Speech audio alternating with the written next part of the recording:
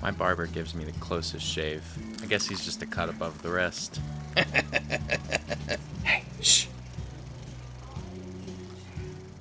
Welcome back to Not Another Needless Sequel, where we watch movies and propose unnecessary prequels, sequels, reboots, and remakes. My name is Kane. My co-host today, as usual, is my wife, Kelsey. It's Pod.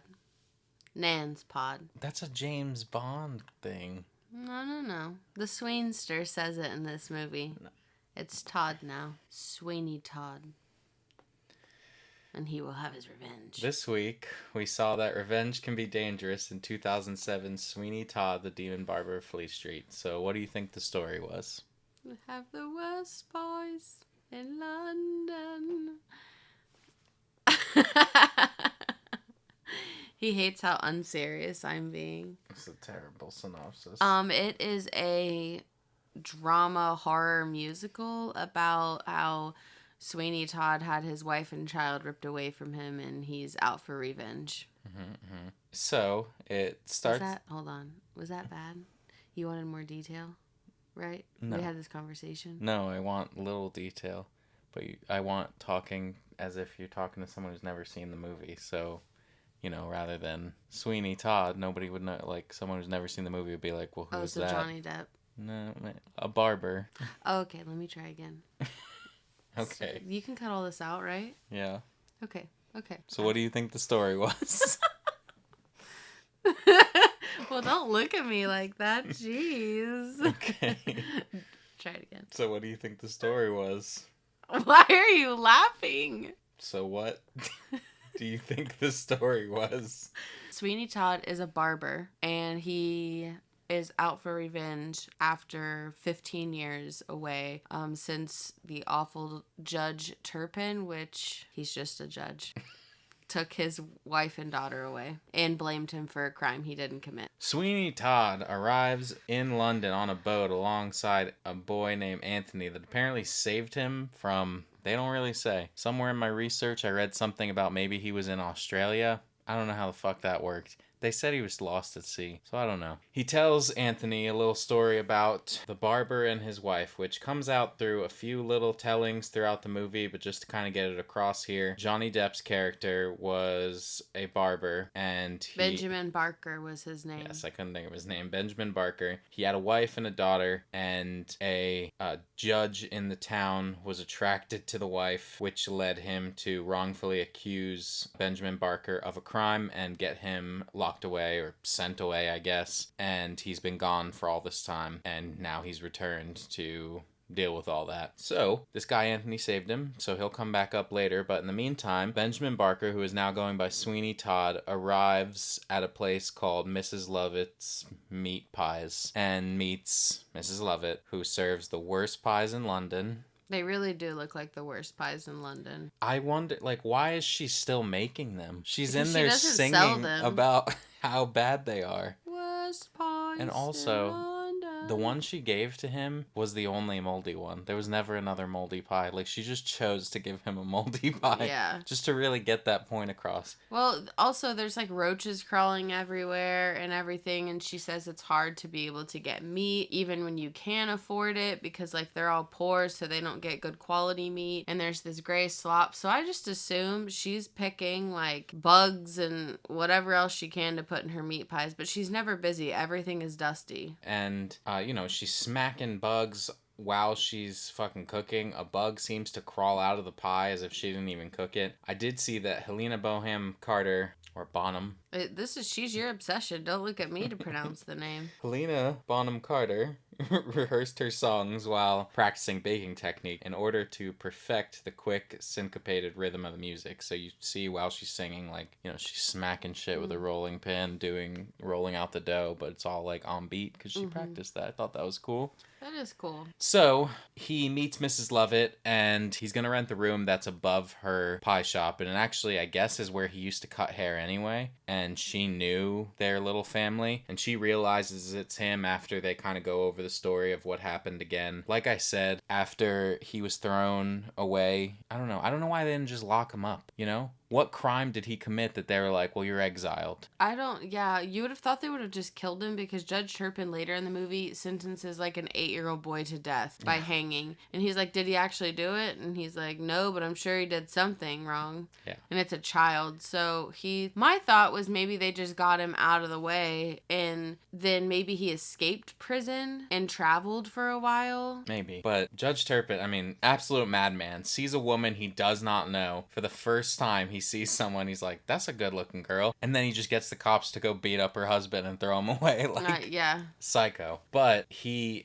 kind of hint at it, but it seemed that... I mean, also based on some of the research I did of the original story and play, he seemed to drug and rape Lucy, who was the wife, Sweeney Todd's wife, and he took their daughter Joanna as his ward. And Lucy, according to Mrs. Lovett, then took poison and is allegedly dead. And Sweeney Todd believes that, and he's like, but I can get Joanna back. She is still living with Judge Turpin, so I'm going to rent this room above here. And Mrs. Lovett saved his razors for him from whenever they came to search the place. She said she hid them. She could have sold them, whatever.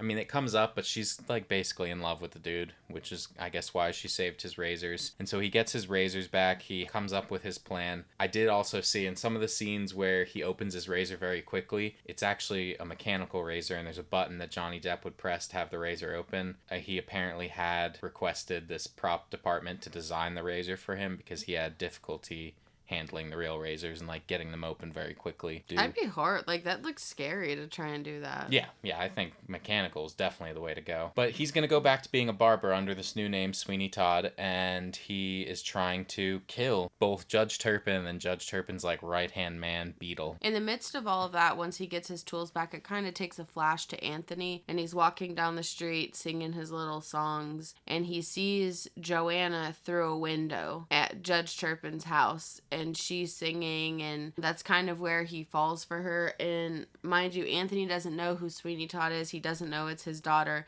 and he has no idea who Judge Turpin is because he hasn't been to London. Yeah, he's just a sailor who happened to be here. And again, kind of in the same vein as how weird Judge Turpin is. You just see a girl through a window and then you start singing loudly outside the window about how you're going to steal her. And look, before people hear this and are pissed, I get it. It's a musical. This is how musicals are. You're singing about things that don't quite make sense. Like, you're never going to do this in real life. I'm just, saying. He's saying, I will steal you. Like, yeah. You don't know this girl. Never spoken to her and is like, she looks unhappy. I think I'll take her. Yeah. But Peter Pettigrew, what's his name? Beetle is out, and Judge Turpin comes out and takes Anthony into the house and threatens him and basically has Beetle beat him up. Yeah, which, when he brings Anthony in there, he's like, oh, so you're a sailor, you must know the ways of the world. And he's like, I have pictures of women. And it feels like you just brought an underage boy into your home off the street, and then we're like, you want to look at pictures of hookers? Yeah, because Joanna's also only probably 16. She was a baby when Sweeney went away, and it's been 15 years. They do mention that.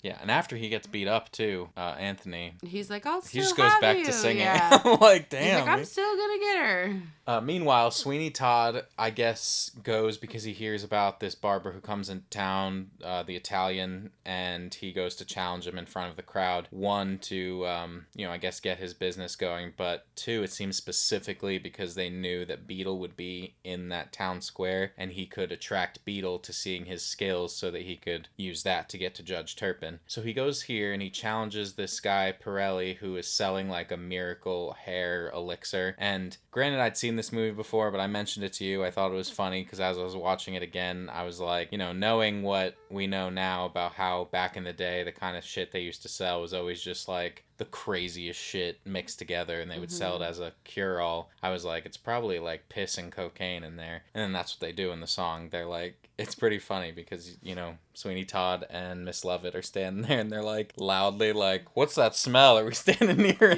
a sewage pipe? Like, smells like piss. Yeah. And meanwhile, the kid, Toby, who works for Pirelli at the time, is trying to like sell it to people. And he's like, smells like piss, looks like piss. I think this is piss. Anyway, he challenges Pirelli. He says, I bet I can cut, or I can give people a shave better than you. And they have this little challenge. Pirelli spends most of the time fucking singing. Meanwhile, Sweeney Todd just gets his razor ready and then does a very quick cut. So he wins. People are impressed, and even Beetle comes up to him and is like, oh, I'll be by your shop before the week's out. So Anthony comes to see Sweeney Todd because, I guess they formed some kind of bond over him saving him, and Anthony's like, there's this girl, I'm in love with her, she's being held captive, her name's Joanna, and he realizes that's his daughter, and so he kind of encourages Anthony, because otherwise it seemed like he didn't give a fuck about Anthony, because early in the movie, Anthony tries to shake his hand, is like, oh, I'll come see you, and he's like, yeah, if you like, doesn't shake his hand, just walks away. So now he has Anthony, who's in love with the girl, and he can also use this to further his revenge plans. Right. Meanwhile, Pirelli comes by to confront Sweeney Todd, says he wants his money back from the bet because Sweeney Todd entered the bet under false pretenses. Mm-hmm. He says, I know who you are. You're Benjamin Barker. You were already a barber. You didn't say that. I used to work for you when I was a kid. Why would you remember me? Blah, blah, blah. And he's like, so either give me the money or I'm going to go tell the Beetle. Plus half of his earnings from being the barber. And he's sitting there having a panic attack, hearing his tea kettle go off, and he grabs the tea kettle and just starts hitting him over the head. Yeah. And he shoves him in a trunk. This is also important because the boy that worked for Pirelli, Toby, he is there waiting on Pirelli to be done. And they're just like, oh, he got called away. And he's hiding the body in the trunk. And then Toby ends up just kind of working for them. I mean, there's a few more circumstances that lead to that. But he works for Mrs. Lovett down in the pie shop. And he also helps Sweeney Todd up there. Mm-hmm. He ends up slicing Pirelli's throat because he's in the trunk just fucking half dead. What I was going to say is the way that he sings, because he's singing throughout all of this. This entire thing is a musical. The way he sings to his straight razors and such. That first kill seemed more emotional than they get as it goes on. Yeah. I don't know. I don't actually feel bad about his first murder. The guy was threatening him. He was threatening to out him. And he was being a real dick about it. And his entire plan was literally to just save Joanna. Yeah. I thought it was overall kind of sad that it still showcases how his life has gone. He was once a normal guy that had this kid hired there working under him. Mm-hmm. And now he's killing this person as a grown-up because of where his life currently is. Right. I also think after, Mrs. Lovett comes up there, finds the body, she wanted to save the boy anyway because Pirelli used to beat the little boy. Yeah, he was horrible to him. But the whole point of all of this is that she sees the bodies, all of that, and decides that she could use those as meat. And I felt like he didn't take much convincing for that to be like, yeah, go ahead and serve people. Yeah. Which is fucking horrible and insane. I did see Catherine Tidy, she's a renowned food stylist for film and television. She has it listed on her LinkedIn profile that she worked on 1,500 pies for Sweeney Todd by hand. Oh my gosh. Yeah, I just thought that was a lot to be. That's insane. That is an insane amount. Even the trivia that I saw said less than that, which I'm not trying to call her out. I don't know if she's exaggerating on her LinkedIn. I also want to mention, with Pirelli, she kind of mentioned the idea, but I feel like it was brushed off, and he only fell into it after Judge Turpin came to visit him. Yeah, so Judge Turpin goes because Judge Turpin, meanwhile, is trying to marry his ward, Joanna, which is just disgusting. And he gets told by Beetle, maybe you need a shave. You're not looking your best. I know just the guy. And he goes to get this shave, and Sweeney Todd's going to kill him, but he's Taking his time with it, doing it all fucking slow. And before he's able to do it, Anthony runs up there and is like, oh, Todd, or Mr. Todd, I got this key from Joanna, which, what the fuck was the key to? I think the house. Oh, why would she have a key or to the her house? Bedroom. Regardless, he runs in there, and Judge Turpin had already met Anthony, and so he sees that, and he gets up in a huff and is like, I see the kind of company you keep. I'll make sure no man ever sees Joanna again. With a half-shaved beard. Yeah, and, I'm never coming back here. And I think this is a pretty powerful scene. I think the way that he reacts, he's so mad. He pulled it off pretty well. And he's upset at both Anthony and Mrs. Lovett because he's like, I had him. I could have killed him right there, and I didn't. So now he decides, I'm going to kill everyone. I don't really know why he decides that. I don't think he decided to kill everyone. That's not the No, vibe. but they say it in the song. They say, we will kill anyone and serve anyone.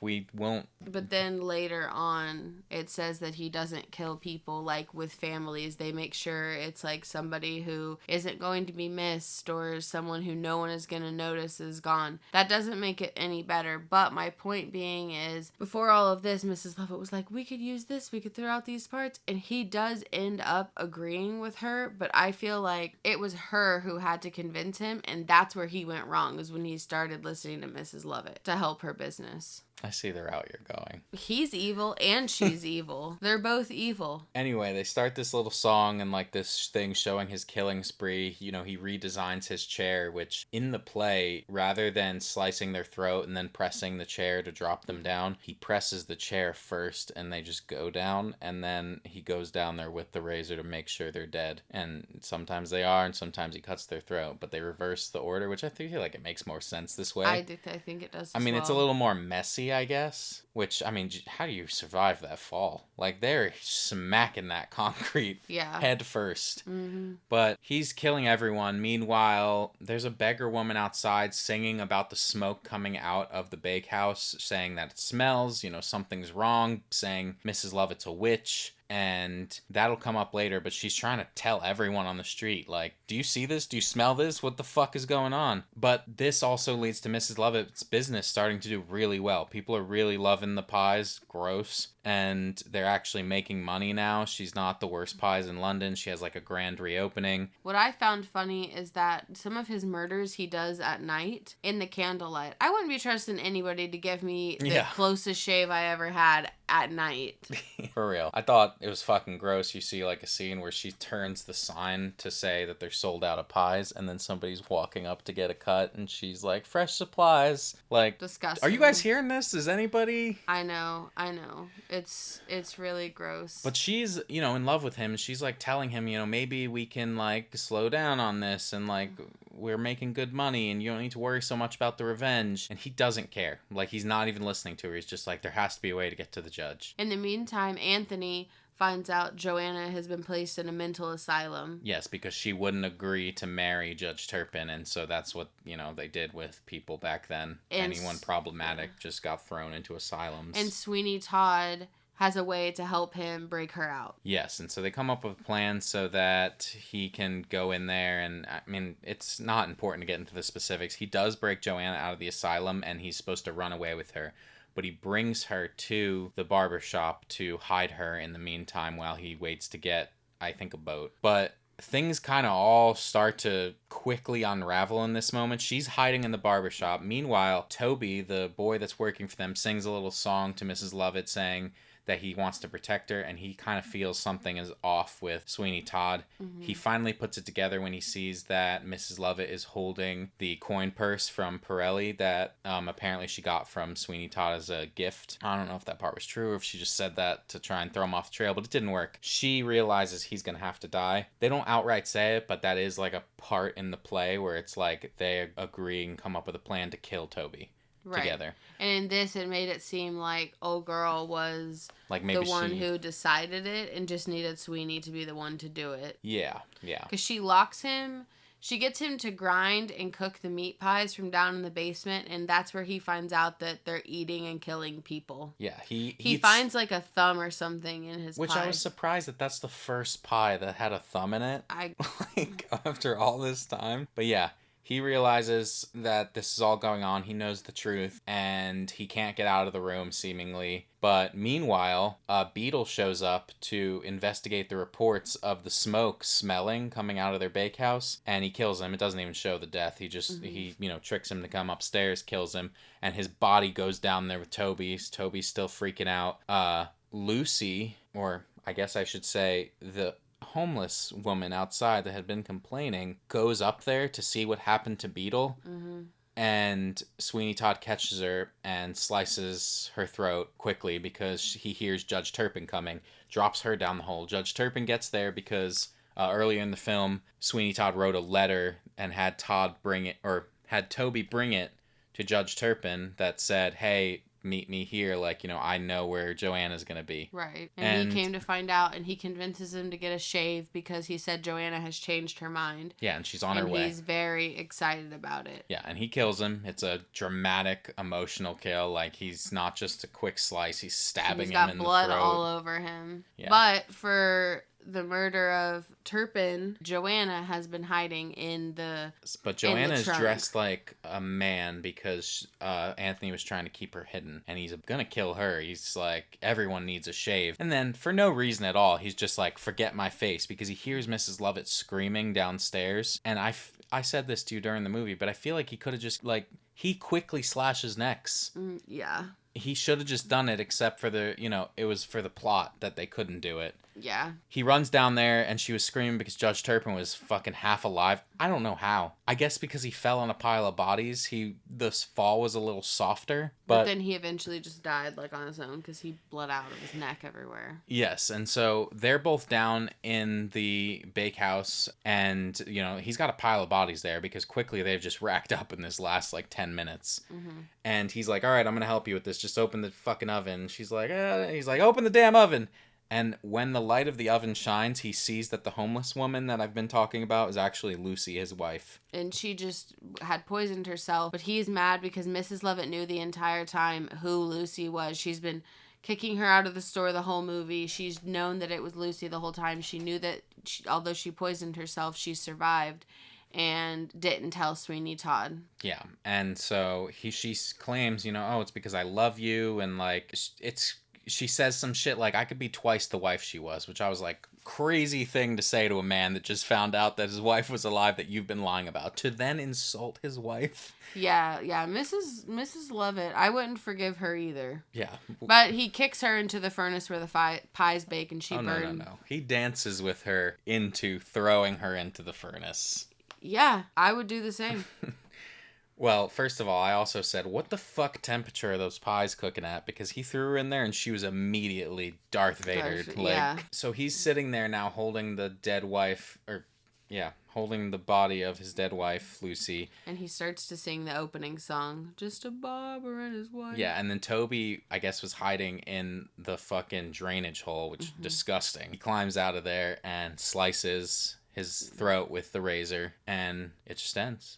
Just like that. You don't see actually what happened to Joanna and Anthony. I'm assuming they just got away. I actually think that Sweeney wanted to die. I mean, I think he would have. I think he heard old boy. He wouldn't have just set his razor down like that. I don't think. Yeah, I think that he wanted to die. I could see that as well. I mean, certainly the point, I think, of the entire story is how revenge is all consuming and it's not worth it. I don't know how he would have done it, but things would have gone better if he came back without a plan to murder and just to get his daughter back. Yeah. But he was too focused on killing. I mean, they were horrible. They were, both of them, just everything they did was awful. They were killing anyone. They were serving it. People were loving it. Yeah. It's crazy shit. So the last trivias I have here is, this is composer Stephen Sondheim.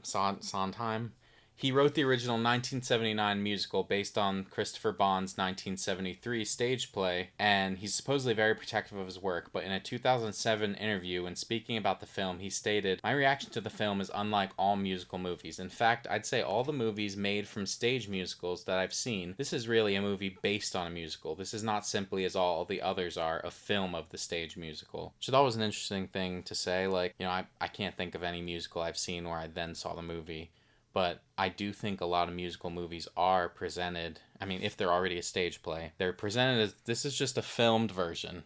Where this is not that. This is a movie. Yes, based on it, which they cut out a lot of songs. I wonder if Les Mis is like that, because we've never seen the Les Mis play. Yeah, I'm not sure. I read that about a bunch of songs that they cut out, and I even told you there's a song that normally takes place after his death that kind of has the spirits of his victims singing and that kind of thing, which they did film, but they cut it out because they felt it was too theatrical. I thought maybe that would have worked well for this, because it does feel a bit abrupt. But, I mean, I guess I also get it if you're seeing things mostly through his point of view, and then he dies, so it's over. I thought it was interesting how Johnny Depp was in this movie centered around revenge and murder, and he was also in Murder on the Orient Express, alongside Willem Dafoe, who of course played the Green Goblin in the original 2002 Spider-Man film, and most recently opposite Tom Holland in his trilogy's closer, Spider-Man No Way Home. Here we go. That trilogy actually started with Spider-Man Homecoming, which did feature Donald Glover briefly as Aaron Davis, uncle to Miles Morales.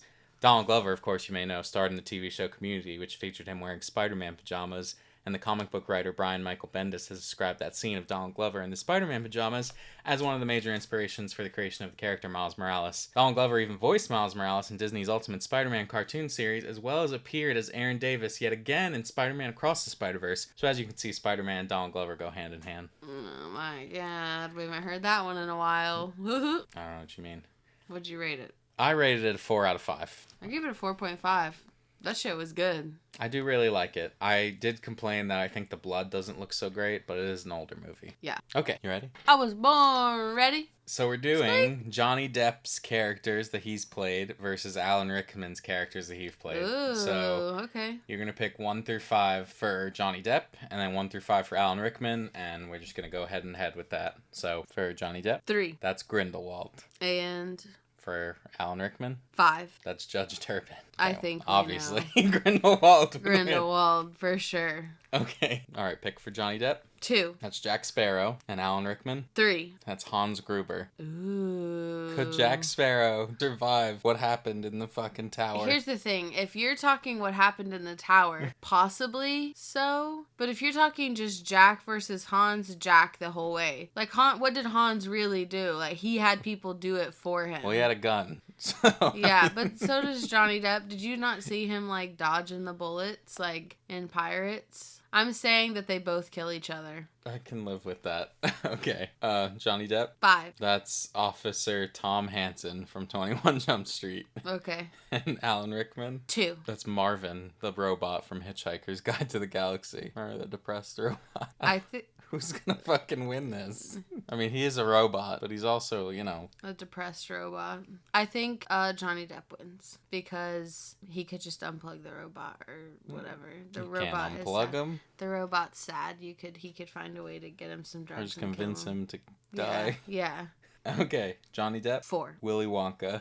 And Alan Rickman. 1. Severus Snape. Snape. 110. Are you kidding me? Willy Wonka's magic. 110 Severus Snape. He also has He is the army. Half-Blood Prince. He is the Half-Blood Prince. He'd probably be too busy crying about a woman that didn't like him. All right.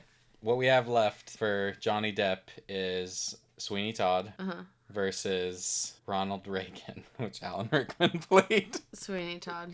Yeah, I mean, that's just his MO, you know? Yeah. He'd perfectly do that. Yeah. Okay. Well, there's no any kind of sequel for this movie. Of course, I think people have previously tried to write follow-ups to it, but nothing official. So, after you. I don't have a title for my sequel. I will say that it's been hard. I wanted to call it the Sweeniest of Todds. Just kidding. But I don't know, maybe you can help me come up with a title after the fact. Okay. Flash forward 5 years.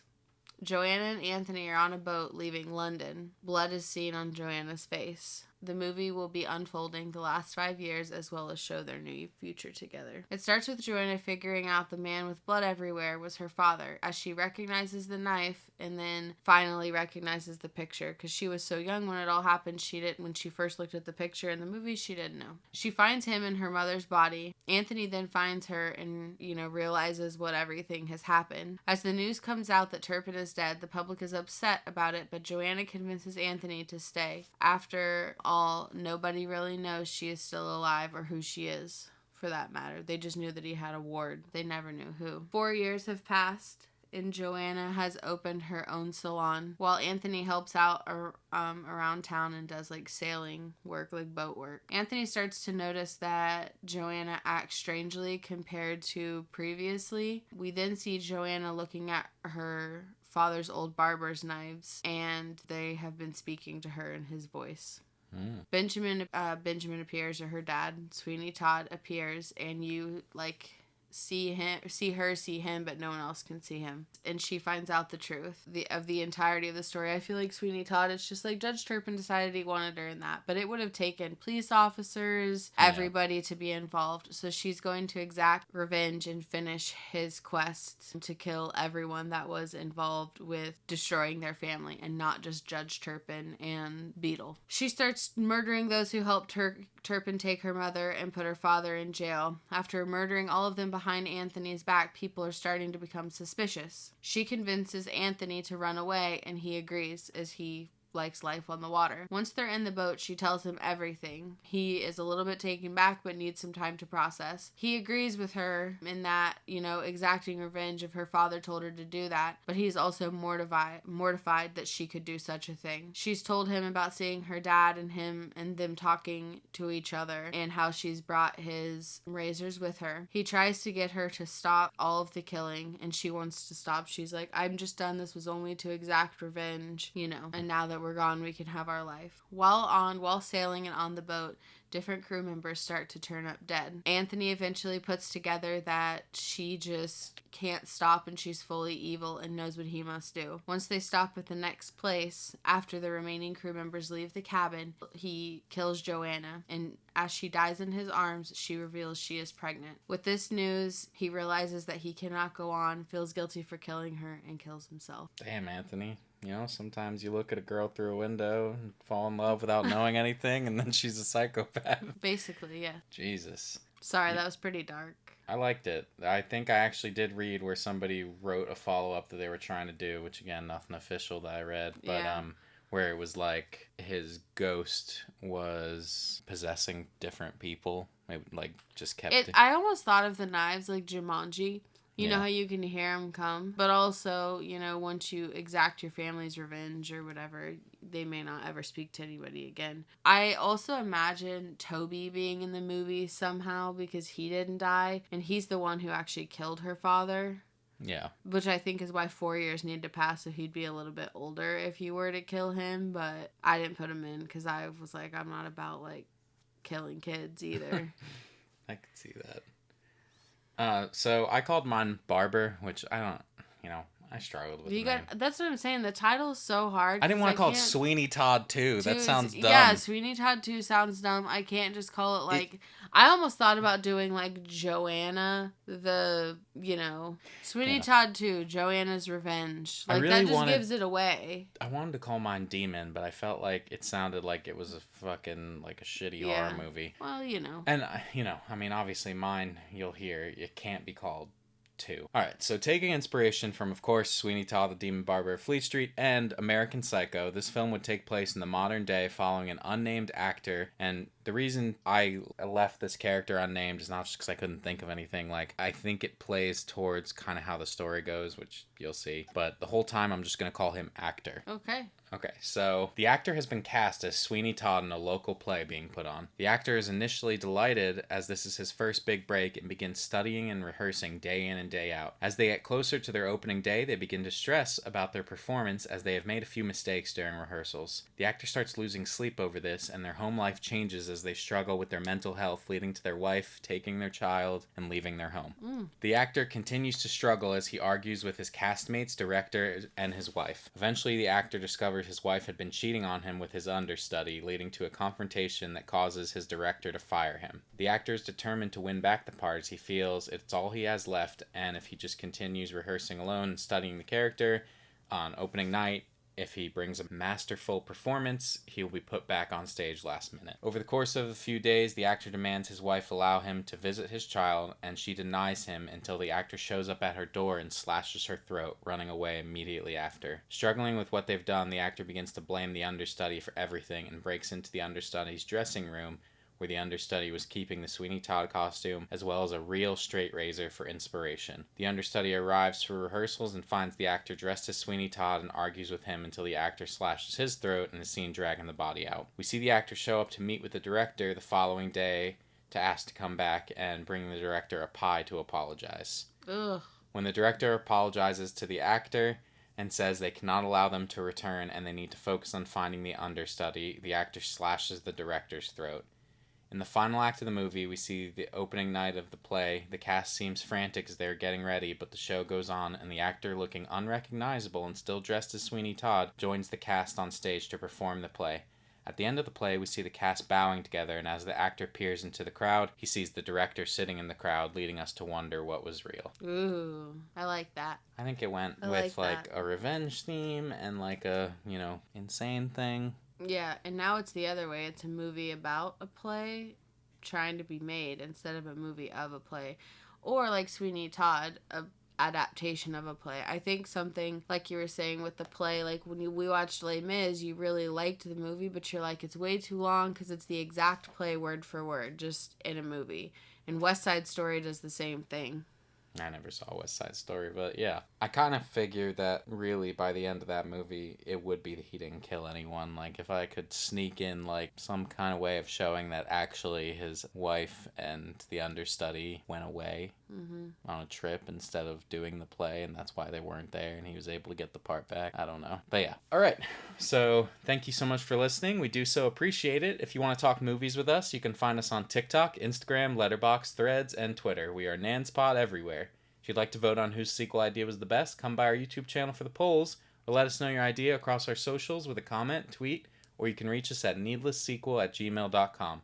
Links, as always, will be wherever you are listening. If you wouldn't mind, share a show with someone, leave us a review, and come back for more. We would love to have you and hear what we can do to improve. Next week, we are watching Deadpool 2 on Disney Plus in honor of Deadpool and Wolverine coming up. All right, take care of yourselves. We'll see you next week, and remember, there's a hole in the world like a great black pit, and it's filled with people who are filled with shit, and the vermin of the world inhabit it. I like that shit. Bye!